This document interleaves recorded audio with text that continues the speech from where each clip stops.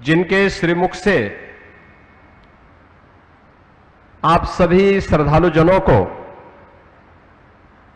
श्रीमद् भागवत महापुराण की इस पावन कथा को श्रवण करने का सौभाग्य प्राप्त हुआ है, ऐसे पूज्य संत डॉक्टर राजेंद्र देवाचार्य जी महाराज,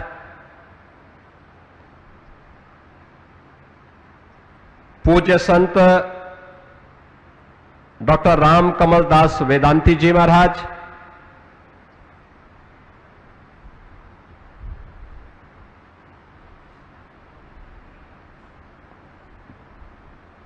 आज के इस कार्यक्रम में यहां पर उपस्थित जिनका सानिध्य कल भी और अभी आप सबको प्राप्त हुआ है, ऐसे आदरणीय साध्वी रितंबरा जी, जगतगुरु राघवाचार्य जी महाराज, जगतगुरु विश्वेश रत्नेश दास जी, श्री महंत जन्मेजय शरण जी महाराज, श्री महंत माधव दास जी महाराज, महंत गंगादास जी महाराज, महंत शिव शंकर दास जी महाराज, महंत भरत दास जी महाराज, महंत रविंद्र दास जी महाराज और इस संपूर्ण कार्यक्रम के संयोजक दिगंबर अखाड़ा के उत्तराधिकारी श्री महंत राम लखन दास जी महाराज, सभी पूज्य संतजन, हमारे जगत गुरु विद्या वाचस्पति के रूप में जिनके श्रीमुख से आपने प्रारंभ में उनकी वाणी को सुना, ऐसे पूज्य महाराज जी भी जगत गुरु रामानुजाचार्य जी के रूप में हमारे बीच में उनका सानिध्य सदैव प्राप्त होता है। पूज्य महाराज जी की ये 23वीं पुण्यतिथि है। मैं इस अवसर पर पूज्य महाराज जी की पुण्य स्मृतियों को नमन करते हुए उनके श्री चरणों में उत्तर प्रदेश सरकार की ओर से और उत्तर प्रदेश की सभी राम भक्तों की ओर से विनम्र श्रद्धांजलि अर्पित करने के लिए 23वीं पुण्यतिथि के कार्यक्रम में उपस्थित हुआ हूं।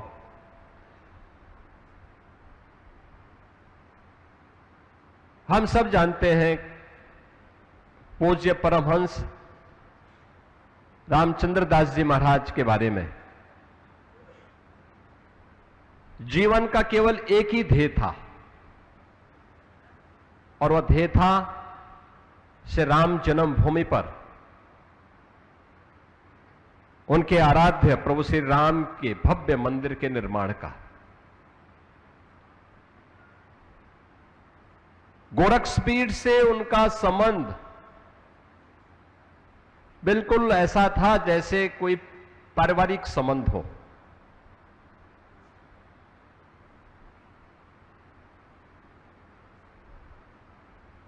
और वही सानिध्य लंबे समय तक उनका, अंतिम समय तक उनका मिलता रहा। श्री राम जन्मभूमि आंदोलन 1949 से लेकर के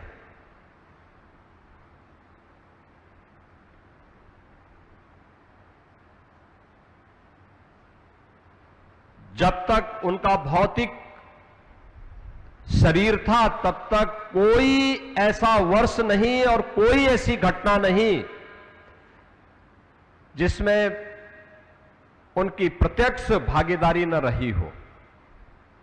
श्री राम जन्मभूमि आंदोलन के लिए उनका पूरा जीवन समर्पित था। यह अक्सर होता है जब हम भारत की स्थिति के बारे में और भारत के अतीत के बारे में जानकारी लेते हैं, हमें बहुत कुछ जानने सीखने का एक अवसर मिलता है। बंधुओं, हम सब इस बारे में ध्यान रखें, इतिहास केवल पढ़ने और परीक्षा में प्रश्न पत्र का उत्तर देने का माध्यम नहीं होता है। इतिहास एक प्रेरणा भी होती है, एक सबक भी होता है।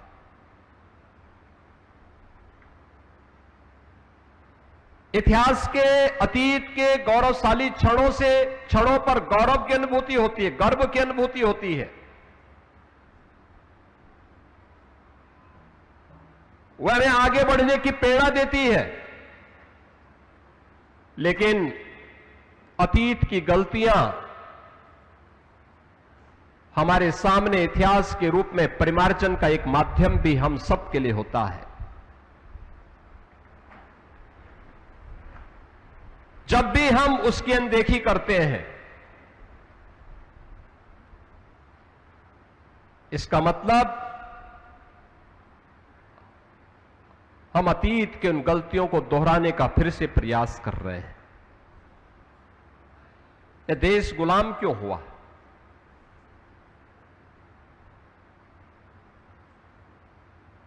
हम 2026 में हैं।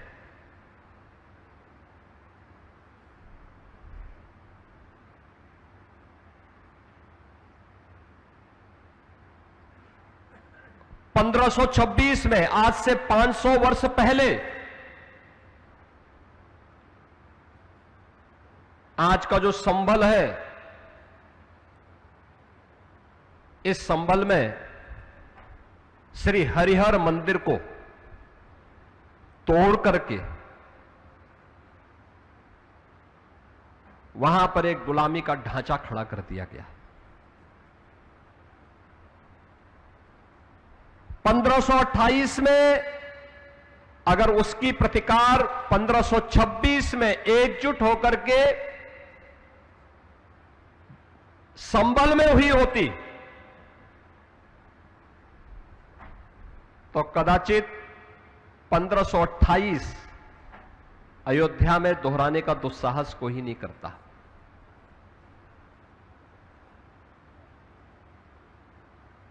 यानी मात्र 2 वर्ष के बाद अयोध्या में श्री राम जन्मभूमि पर प्रभु श्री राम के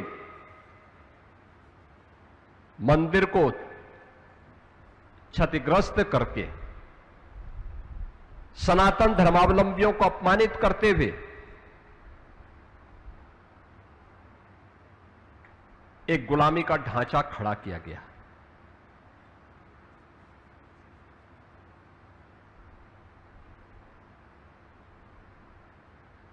और सनातन धर्मावलंबी भी कभी मौन नहीं रहा, चुप नहीं रहा, विभाजित था, बटा हुआ था। गुलामी के पूर्व ऐसा नहीं कि उसके पास बल, बुद्धि या वैभव की कमी रही हो, वह सब कुछ था। कमी थी तो एकता की कमी थी। एक दिशा में, एक स्वर में, एक साथ चलने की कमी थी। हम बटे थे और इसीलिए तो कटे थे। बार बार यही प्रश्न खड़ा होता है। आज 14 अगस्त है।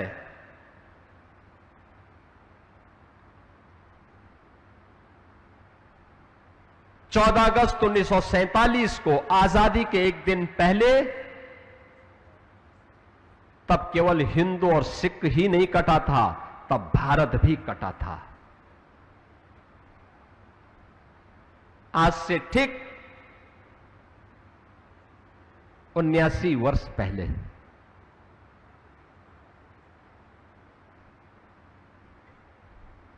सनातन राष्ट्र के रूप में जो भारत आदिकाल से एक इकाई के रूप में रहा हो, वह भारत कटा तो हिंदू भी कटा।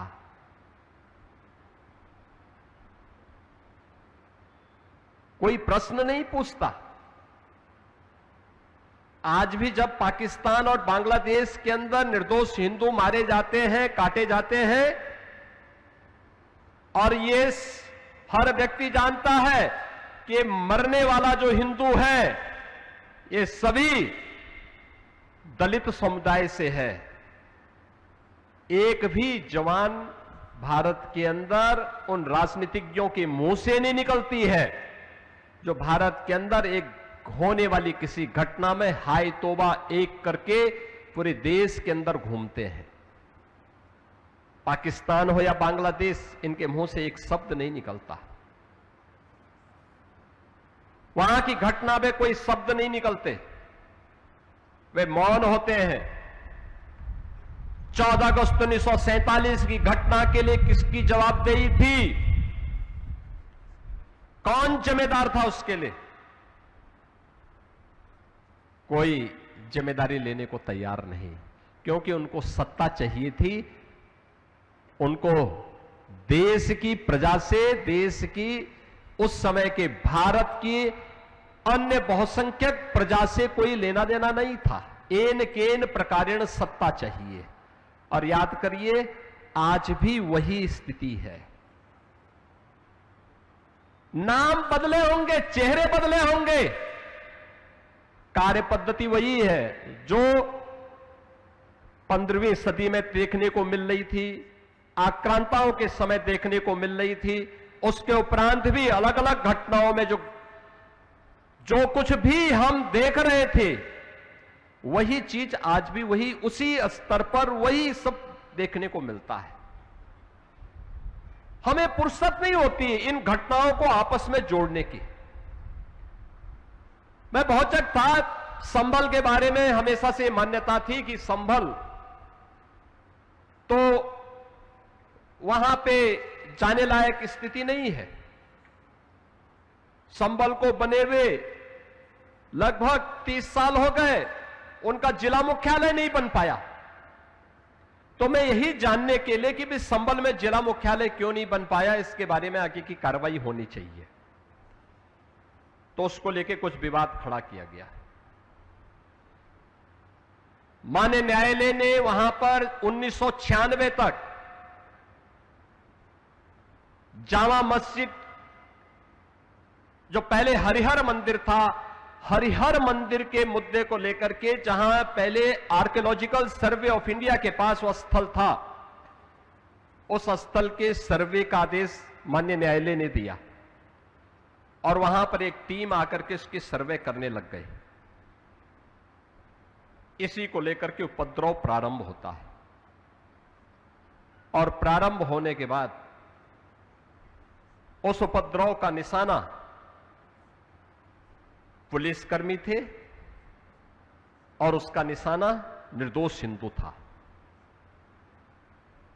1947 से कमोवेश कोई वर्ष ऐसा नहीं बीता था जब वहां दंगे न हुए हो, भीषण दंगे न हुए हो। 1976 और 1978 में तो इतना भीषण दंगा हुआ था, एक साथ 150 हिंदू मार दिए गए। एक घर में बंद करके आग लगा करके आग के हवाले कर दिए गए। और 1996 में तत्कालीन उत्तर प्रदेश की समाजवादी पार्टी की सरकार ने बड़ी बेशर्मी के साथ वे सभी मुकदमे वापस ले लिए। एक भी दरिंदे को कोई सजा नहीं मिली। स्वतंत्र भारत में सामूहिक नरसंहार की वह घटना,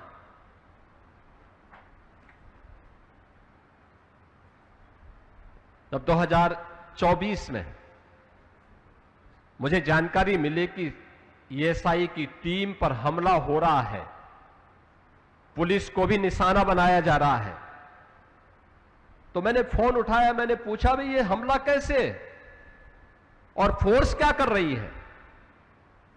इन दंगाइयों को चिन्हित करके क्यों नहीं इन पे कार्रवाई करते हो? पुलिस ने जब कार्रवाई प्रारंभ की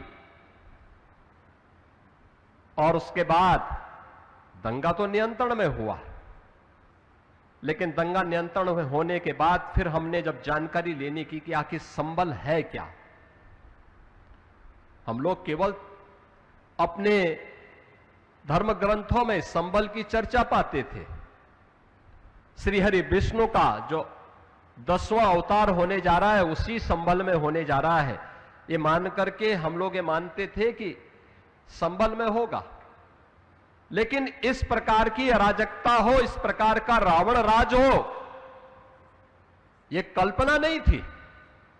और उसके बाद जब हमने वहां पे पूरी एक टीम लगाई कि भाई देखो ढूंढो क्या है वहां, तो पता लगा कि साहब संबल में केवल हरिहर मंदिर नहीं है, 67 तीर्थ थे वहां, 67 तीर्थ, 19 कूप थे, ये सब पे कब्जा हो गया है। हमने कहा इसको खाली करवा लो, अब खाली करवाओ इनको।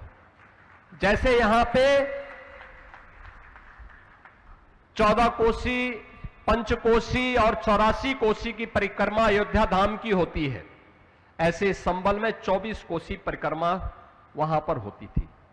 उसी 24 कोसी परिक्रमा के अंदर ये 67 तीर्थ थे, सब पे कब्जा था। और मुझे बताते हुए प्रसन्नता है कि हम लोगों ने सारे कब्जे हटवाए। 10,000 एकड़ भूमि पर जहां कब्जा था वो सारे कब्जे हम वापस लेकर के अब वहां के गरीबों को, वहां के दलितों को, वहां के कमजोर लोगों को उन जमीनों का आवंटन भी कर रहे हैं। और सरकार का अपना लैंड बैंक भी बन रहा है और जिला मुख्यालय का निर्माण भी अब वहां पे हम करने जा रहे हैं, बड़ा सा जिला मुख्यालय। हम आपसी झगड़े में फंसे हैं, जाति जाति के झगड़े में फंसे हैं।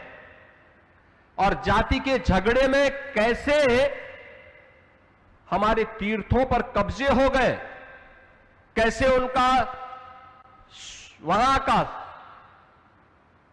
धार्मिक स्वरूप बदल दिया गया, देखना है तो संभल में वह घटना घटित हुई थी और आज संभल फिर से बदल चुका है। अब वहां दंगा नहीं होता है, अब वहां शांति है, अब सौहार्द है।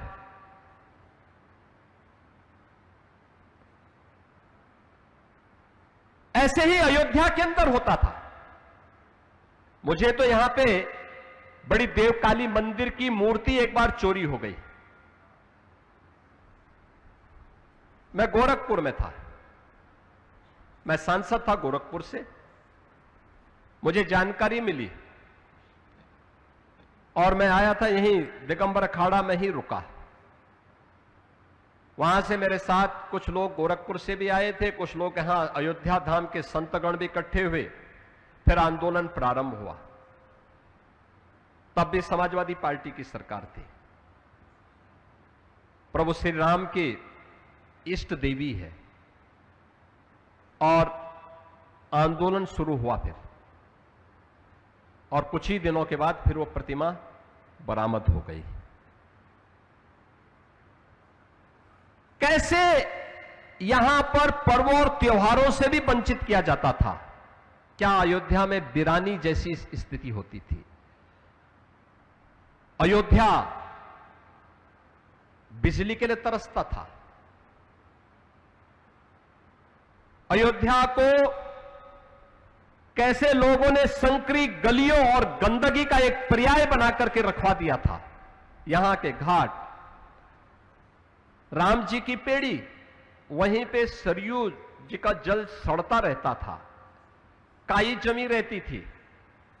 श्रद्धालु आता था, एक आंख, दोनों आंखें बंद करता था, नाक को बंद करता था, डुबकी लगा करके किसी प्रकार से बाहर निकल पड़ता था। आज का बदलाव हुआ अयोध्या। एक बार फिर से हमें त्रेता युग का स्मरण कराता है। अब लगता है अयोध्या अयोध्या है। अयोध्या सप्तपुरियों में से प्रथम पुरी है, तो उसका अधिकारी भी थी तो केवल आध्यात्मिक रूप से नहीं, सांस्कृतिक रूप से भी और भौतिक रूप से भी उस प्रकार की कुछ विशेष खूबी थी अयोध्या में। तब अयोध्या सप्तपुरियों में से प्रथम पुरी के रूप में मानी गई। आज अयोध्या के अंदर वह सब कुछ देखने को मिल रहा है। अब ये हमारे संतगण कोई जाता है देश के अंदर, दुनिया के अंदर कोई जाता है, तो अब कोई इनको चिढ़ाता नहीं, कोई इन पे टिप्पणी नहीं करता है। अयोध्या का नाम सुन करके कोई व्यक्ति 10 कदम दूर भी होगा तो इनके पैर पड़ने के लिए वह वहां से दूरी तय करके आकर के सम्मान देता है। यह है इन पूज्य संतों के तप और साधना का परिणाम। श्री राम जन्मभूमि आंदोलन के दौरान उन पूज्य संतों ने जो संघर्ष किया, सम विषम परिस्थितियों में जिन चुनौतियों से जूझे थे, वह अकल्पनीय थी। कोई उसकी कल्पना नहीं कर सकता था किस प्रकार की विषम परिस्थितियां थी। उन स्थितियों में वो संघर्ष हुआ था। लेकिन ये हम सब हिंदुओं की त्रासदी है कि जब अयोध्या में प्रभु का राज तिलक होना है तब उन्हें वनवास दे दिया जाता है, क्योंकि कोई ना कोई मंथरा आकर के फिर कुछ न कुछ गुल खिलाने का काम करने लगती है। और यही कुछ अयोध्या के साथ फिर से हो रहा है। अयोध्या धाम पर निशाना साध करके इसी बहाने केवल अयोध्या को नहीं, केवल राम जन्मभूमि को नहीं, सनातन धर्म फिर से एक बार विधर्मियों की निशाने पर हैं। और चेहरे वही हैं जिन्होंने कभी 1947 में मौन साध लिया था, जो कभी बांग्लादेश और पाकिस्तान में हिंदुओं के कत्लेआम पर मौन साध लेते हैं। और ये वही लोग हैं जो आज राम जन्मभूमि आंदोलन के दौरान राम भक्तों के विरोध में अस्त्र शस्त्र के साथ खड़े होकर के उन पे लाठी और गोली का प्रहार करने में संकोच नहीं करते थे। ये वही लोग हैं जो राम जन्मभूमि आंदोलन के खिलाफ उच्चतम न्यायालय में अपनी पूरी टीम खड़ी करके पूरे फैसला राम जन्मभूमि के पक्ष में न आने पाए, इसके लिए पूरी एड़ी चोटी लगा लेते हैं।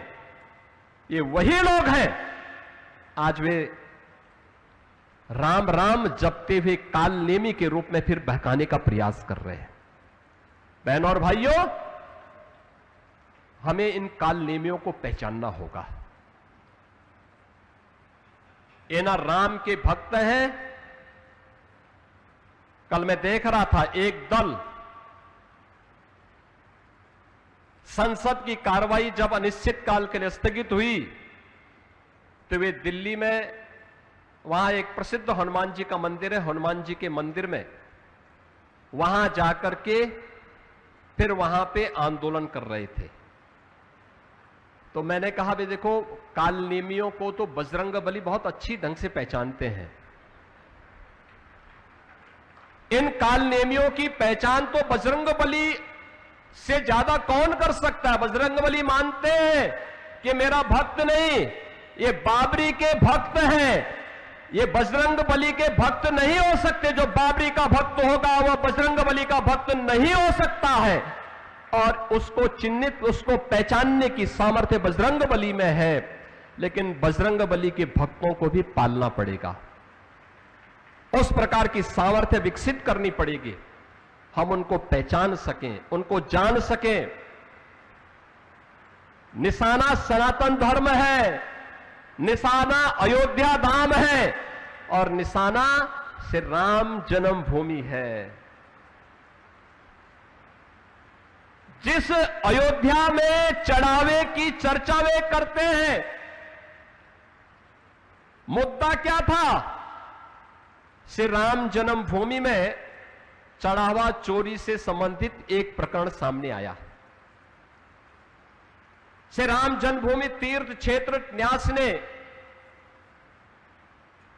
इसके लिए सिफारिश की, एसआईटी बनी, एसआईटी के अनुसार कार्रवाई हुई, कार्रवाई चल भी रही है।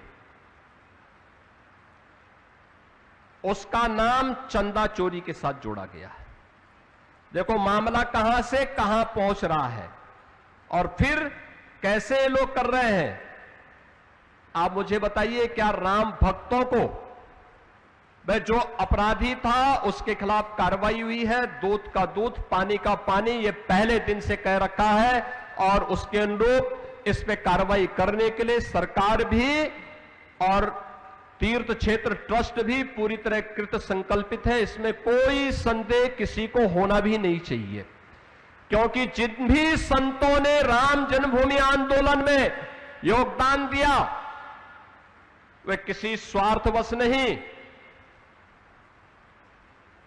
उनका योगदान उस पूरे अभियान में केवल एक लक्ष्य को लेकर के कि चाहे जो भी हो, प्रभु श्री राम लला का भव्य मंदिर का निर्माण हो, गुलामी का ढांचा हटे, राम मंदिर के निर्माण का मार्ग प्रशस्त हो। और आज जब वो कार्य संपन्न हो गया, जो लोग अयोध्या में रामलला की प्राण प्रतिष्ठा कार्यक्रम में आने का विरोध किए हो, जिन लोगों ने श्री राम जन्मभूमि से जुड़े हुए पूरे आंदोलन का विरोध किया हो, जो लोग राम भक्तों पर गोलियां चलाए हो, जिन लोगों ने राम जन्मभूमि के खिलाफ लड़े जाने वाले मुकदमे में लंबी चौड़ी पैरवी की हो, वे आज अपने आप को राम भक्त घोषित करके लोगों के चेहरों पर, राम भक्तों के चेहरे पर धूल झोंकने का कुत्सित प्रयास भी कर रहे हैं।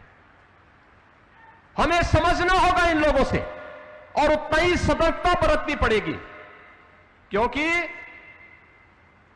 ये लोग सत्ता के मद में देश की कीमत पर सत्ता चाहते हैं। इन्होंने देश की कीमत पर सत्ता प्राप्त की थी। 1947 में अगर कांग्रेस एक बार अड़ गई होती तो देश का विभाजन नहीं होता, देश का दुर्भाग्यपूर्ण विभाजन नहीं होता, देश का विभाजन नहीं होता और सरकार शक्ति के साथ रोकी होती। कोई लौह पुरुष सरदार वल्लभ भाई पटेल या कोई नरेंद्र मोदी जैसा देश का प्रधानमंत्री होता तो लाखों हिंदुओं का कत्लेआम नहीं होता, कतई नहीं होता। इनकी पीड़ा क्या है? इनकी पीड़ा है कश्मीर में शांति क्यों हो रही है, कश्मीर में धारा 370 समाप्त क्यों हो गया। इनकी पीड़ा क्या है? इनकी पीड़ा है देश के अंदर माओवाद और नक्सलवाद क्यों समाप्त हो गया। इनकी पीड़ा क्या है? इनकी पीड़ा है कि पूर्वोत्तर के राज्यों का उपद्रव क्यों समाप्त हो गया, क्योंकि ये इनके कमाई के जरिए थे। अपने आकाओं को खुश करके देश को स्थिर करने का इनका माध्यम था और इसीलिए देश को कभी जातीय आधार पर, कभी भाषाई आधार पर, कभी क्षेत्रीय आधार पर ये लोग बांटने का पाप किए हैं, लगातार पाप किए हैं और आज भी वही पाप कर रहे हैं। हम सब सनातन धर्मावलंबियों का सबसे जो खराब स्थिति हमारी होती है वह तब होती है जब हम लोगों के बारे में भारत की स्वाधीनता के एक महानायक हैं वीर सावरकर। वीर सावरकर बार बार कहते हैं इन मुद्दों को लेकर के कि हम सब सनातनियों की जो सबसे बड़ी कमी है वो कमी है कि हम आसानी से विश्वास कर लेते हैं ऐसे लोगों पर जो चोला बदल करके, गिरगिट की तरह रंग बदल करके हमारे सामने आते हैं, थोड़ा सा गिघियाते हैं, हम उन पर सहसा विश्वास कर लेते हैं। हमें कसौटी पर खरा उतरने वाले उन लोगों को मजबूती के साथ देखना होगा जिन लोगों के कारण आज ये सुखद अनुभूति हुई है। आज अयोध्या वासी हो या फिर उत्तर प्रदेश वासी, अगर वह अयोध्या का वासी अब अयोध्या के बाहर कहीं जाता है सम्मान पाता है। उत्तर प्रदेश का वासी अगर उत्तर प्रदेश के बाहर देश के अंदर कहीं जाता है तो सम्मान पाता है। अगर भारत का वासी है और भारत के बाहर कहीं जाता है दुनिया के अंदर तो सम्मान पाता है। इस सम्मान कांग्रेस के समय क्यों नहीं था? यूपीए सरकार के समय क्यों नहीं था? तब सनातन धर्म की चर्चा क्यों नहीं होती थी? तब भारत की चर्चा क्यों नहीं होती थी? तब यूपी की चर्चा क्यों नहीं होती थी? तब अयोध्या के अंदर इस प्रकार का वैभव देखने को क्यों नहीं मिल पा रहा था? तब काशी में काशी विश्वनाथ धाम क्यों नहीं बन पाया था? मथुरा वृंदावन इस रूप में सस्ती भी तब क्यों नहीं दिखाई दे रही थी? मुझे याद है 2017 में जब हम लोग अयोध्या में दीपोत्सव के कार्यक्रम के साथ जुड़ रहे थे, तब मैंने कहा था कि मथुरा वृंदावन के लिए भी हम कुछ करेंगे अभी, और वहां पर भी कुछ कार्यक्रम आगे बढ़ने चाहिए, ब्रज क्षेत्र के बारे में भी। तो मुझे याद है समाजवादी पार्टी के नेता ने कहा था कि सपा की सरकार आएगी तो सपा कंस की मूर्ति लगाएगी। तो हमने कहा भाई कंस की सोची उनकी है तो उनसे इससे ज्यादा उम्मीद क्या कर सकते हैं? श्री वृंदावन बिहारी की कृपा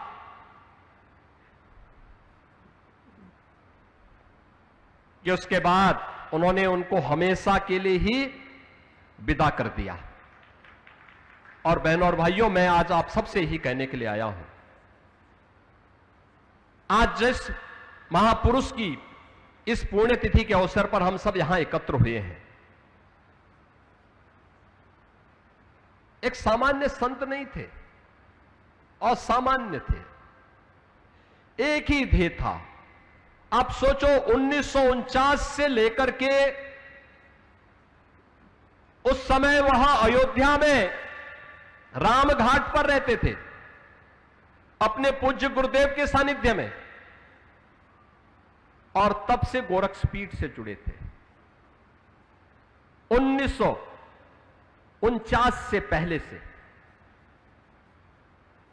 गोरक्षपीठ के साथ तब से उनका संबंध।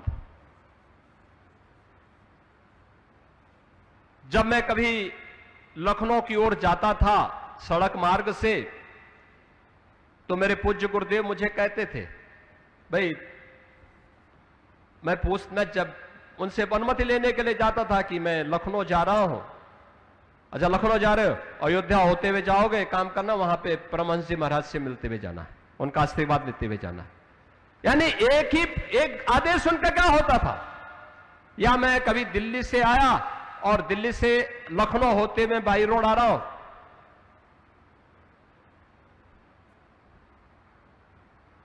लखनऊ में उतरा, वहां से सड़क मार्ग से गोरखपुर जा रहा हूं, मैं फोन करके बताता था, अच्छा अयोध्या होते आओगे, ठीक है, वहां पे दिगंबर अखाड़ा में परमहंस जी से मिलते हुए आना। कोई संदेश नहीं, ऐसे आशीर्वाद लेके आओ। यानी एक ही आदेश होता था,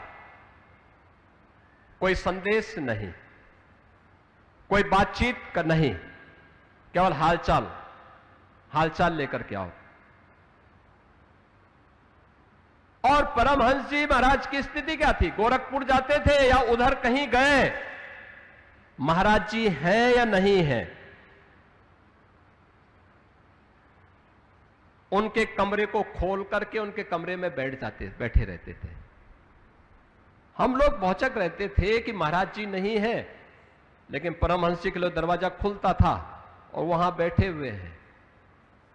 वहां बैठ करके कुछ और नहीं तो वहां के कर्मचारियों से कहते थे, भाई चलो जब तक महंत जी आएंगे तब तक रामायण सीरियल में देखूंगा, और रामायण सीरियल फिर देखने लगते थे। वहां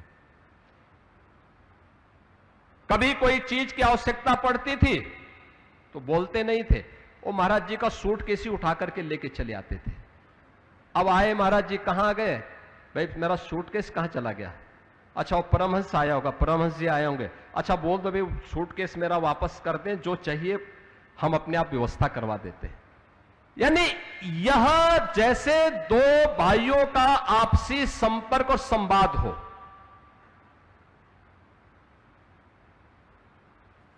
और इतनी आत्मीयता। हम लोग जब आते थे क्या फक्कड़पन था। अभी यहां पे आदरणीय साध्वी रितंबरा जी जो बात कह रही थी, क्या फक्कड़पन था। आते थे वही काली अल्फी पहन करके दिगंबर अखाड़ा के गेट पर धूनी रमा करके बैठे रहते थे। सर्दियों के दिन में आते थे, वहीं बैठे हुए थे। कोई कल्पना भी नहीं कर सकता था इतना बड़ा संत इतनी सादगी के साथ इतना निश्चिंत होकर के बैठा हुआ हो। अंतिम दिनों में मुझे लखनऊ में कई बार दर्शन करने का अवसर प्राप्त हुआ। जब भी मैं जाता था आंखें खोलते थे, बेटा राम मंदिर का निर्माण होगा ना? हां होगा, जरूर होगा। अंतिम समय में व्यक्ति अपने शरीर के बारे में बात करता है, अपनी बीमारी के बारे में बात करता नहीं। एक ही थे, एक ही लक्ष्य को लेकर के, एक ही जीवन का उद्देश्य लेकर के अयोध्या में राम मंदिर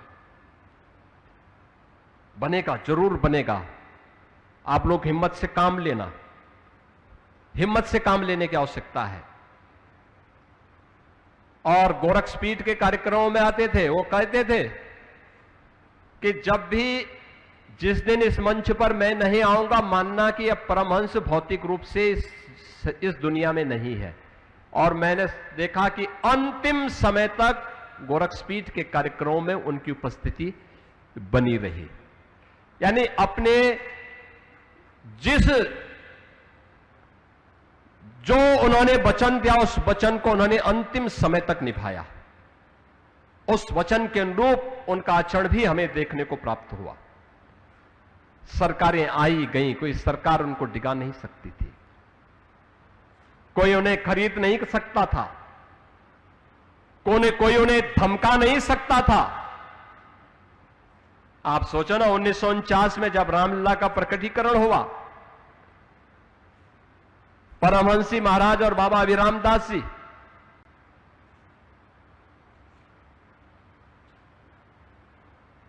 प्रदेश और केंद्र दोनों में कांग्रेस,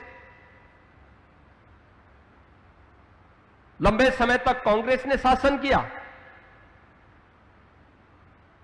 1990 में राम भक्तों पर जब गोलियां चलाई गई, उन्होंने कहा राम भक्तों का स्मारक कहीं बनेगा, दिगंबर अखाड़ा के बाहर बनेगा।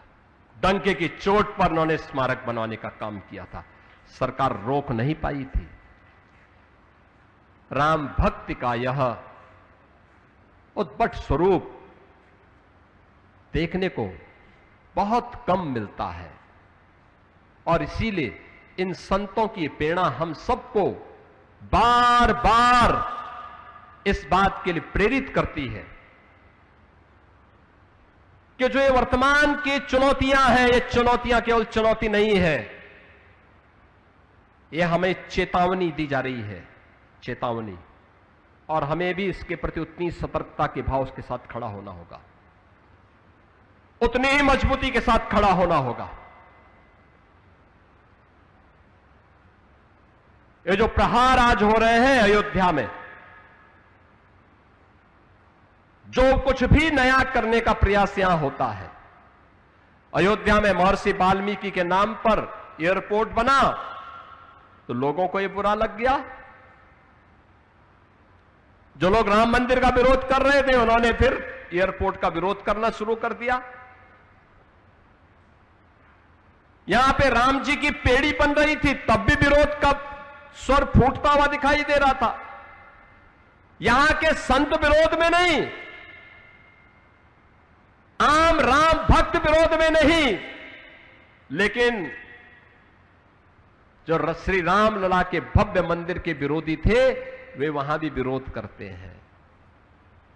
यहां पे अच्छी कनेक्टिविटी हो, अच्छी सड़कें बने, रेलवे की अच्छी व्यवस्था हो, वायु सेवा से अयोध्या धाम जुड़े, यहां के घाटों का नवनिर्माण हो सके, श्री राम जन्मभूमि पे उन पूज्य संतों का, उन पूज्य परंपरा का, जिस परंपरा ने वैष्णव परंपरा के साथ साथ संतों की परंपरा को दिग्दिगंग तक गुंजायमान किया था, उन सब का सम्मान हो। जब इसका एक अभिनव प्रयास श्री राम जन्मभूमि तीर्थ क्षेत्र ट्रस्ट के द्वारा प्रारंभ होता है, तो ये प्रहार होने स्वाभाविक थे। सनातन द्रोही और हिंदू द्रोही मौन कहां रहने वाले हैं, उनके स्वर फूटेंगे ही फूटेंगे, वे बोलेंगे ही बोलेंगे।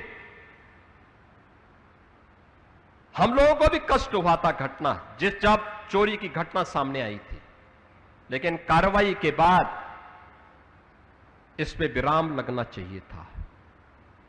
राम भक्तों ने मौन साधा, लेकिन रामद्रोही अयोध्या धाम को, श्री राम जन्मभूमि को और सनातन धर्म को अपमानित करने के लिए न केवल देश के अंदर वातावरण खराब कर रहे हैं, पूरी दुनिया के अंदर वातावरण खराब करके माहौल खराब करने का प्रयास कर रहे हैं।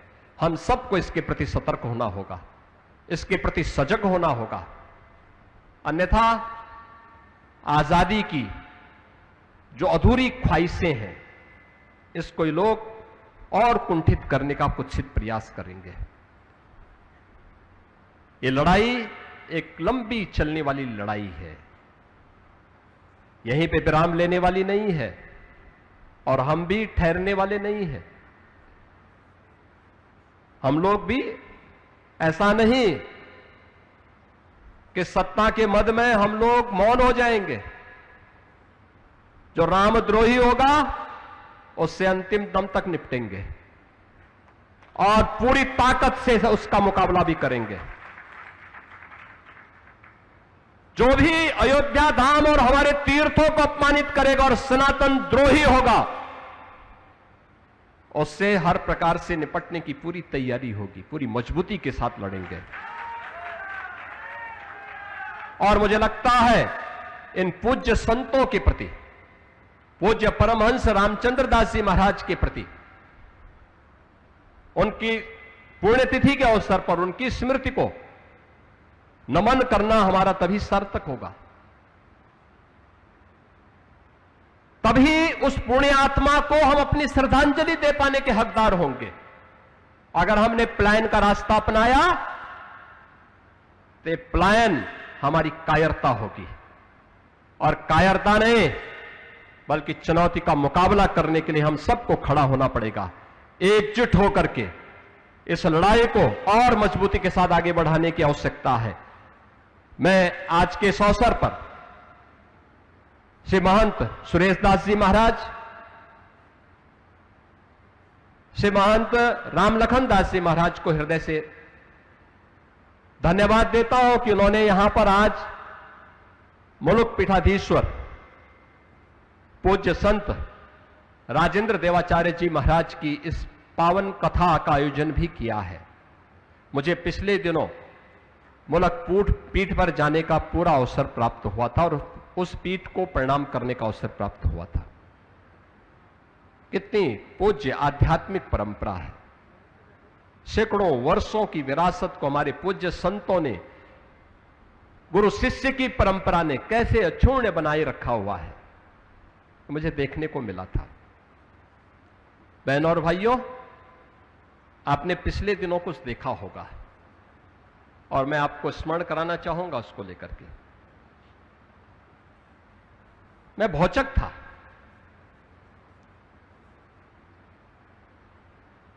कुछ मौलवी ज्ञापन देने के लिए जगह जगह आ रहे थे, तो उसमें से एक, चाहे वह किसी कारण से रहा हो, लेकिन एक ज्ञापन मेरे पास भी पहुंच गया था। उसमें था कि गाय को राष्ट्रीय पशु घोषित किया जाए। क्योंकि बहुत सारी यात्राएं निकलने लग गई हैं। मैं भौचक था। मैंने कहा भी पशु तो एक ज्ञापन देने वाला व्यक्ति है, उसकी बुद्धि पशुवत है। अरे गाय हमारी माता है, जन्म जन्म का नाता है। गाय हमारी माता है, वह सनातन धर्म की माता है। गाओ विश्वस्य मातरः, उसको भारत की धरोहर के रूप में हमें सजोना चाहिए। अपने घरों में गौपालन का काम करना चाहिए, और हम लोग तो कर रहे हैं। मैं अपने आश्रम में भी करता हूं, और मुख्यमंत्री के रूप में 16 लाख गायों का देखभाल करके गौशालाओं का संरक्षण, गौशालाओं के माध्यम से उनका संरक्षण करवा रहा हूं। हम लोग तो इसका काम कर रहे हैं। तो मैंने उन मौलवियों में से कुछ को फोन किया। मैंने कहा भी मुझे एक बात बताओ,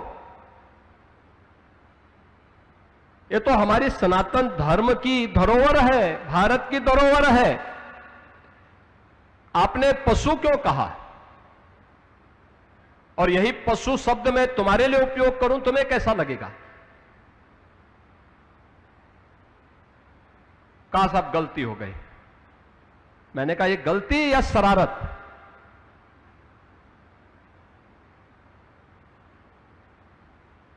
और ये शरारत बार बार क्यों? और ये तुम सिखाओगे? तुम सिखाओगे हम हिंदुओं को कि गौ माता की पूजा कैसे करनी है? अरे हमारा तो कोई संस्कार गौ माता के बगैर होता ही नहीं है।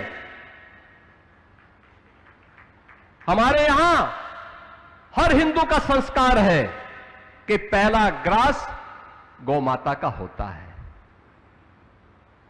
और अंतिम श्वान का होता है। चींटी भी निकल जाए तो उसको झाड़ू से नहीं, चीनी और आटा डाल करके उसको भी, उसके सामने भी उसका हार अर्पित किया जाता है, क्योंकि उसका भी अधिकार है। तो मैंने कहा तुम सिखाओगे हमें इसके बारे में, कैसे होना है पूजा, और उसको हम किस रूप में पूजें? ये उपदेश अपने कौम के अंदर देते, गौ तस्करी और गौ हत्या करना बंद कर देते, तो कम से कम हमारी जो पुलिस वहां लगी है उसको हम कुछ दूसरी जगह लगा देते। बहनों और भाइयों, ये भ्रम की स्थिति पैदा करने की जो दुरभिसंधि चल रही है, इससे सतर्कता और सावधानी बरतने की आवश्यकता है। भारत गुलाम क्यों हुआ? दो ही कारण से, अंतर्विरोध और छल, यानी आपसी अंतर्विरोध, जाति के नाम पर, क्षेत्र के नाम पर, भाषा के नाम पर। जो आज के दिन पर चिल्लाहट ज्यादा जिनकी चल रही है, ये जाति को के नाम पे बांटने वाले लोग हैं। ये जाति के नाम पे बांटेंगे, क्षेत्र के नाम पे बांटेंगे, भाषा के नाम पे बांटेंगे, और फिर सोशल मीडिया प्लेटफॉर्म के माध्यम से फेक अकाउंट बना करके एक जाति को दूसरी जाति को गाली दिलवाएंगे, दूसरी जाति को पहली जाति को गाली दिलवाएंगे, आपस में लड़ाएंगे, वहां से षड्यंत्र करेंगे, प्रत्यक्ष रूप से जातीय सम्मेलन करके समाज की एकता को भंग करेंगे, और जब कभी दंगे होंगे तो दंगाइयों को अपने आवास में बुला करके सम्मानित भी करेंगे। ये वही लोग हैं, उनसे सतर्कता बरतने की आवश्यकता है, बहुत सावधान होने की आवश्यकता है। जो गलतियां अतीत में हुई हैं, उन गलतियों की पुनरावृत्ति होने की आवश्यकता न पड़े। पूज्य संतों के वचन पर चलते हुए हम सब जिस मजबूती के साथ श्री राम जन्मभूमि आंदोलन और उसके उपरांत आए परिणाम की सुखद अनुभूति का एहसास आज कर पा रहे हैं, अयोध्या धाम में, उत्तर प्रदेश में, देश में और पूरी दुनिया में, वह एहसास अनंत काल तक आप सभी को प्राप्त होता रहे, इसके लिए आप सबका आह्वान करते हुए मैं एक बार फिर से पूज्य महंत परमहंस रामचंद्र दास जी महाराज के पूज्य श्री चरणों में नमन करते हुए, उन्हें विनम्र श्रद्धांजलि अर्पित करते हुए अपनी वाणी को यहीं पे देता हूं विराम। जय जय श्री राम।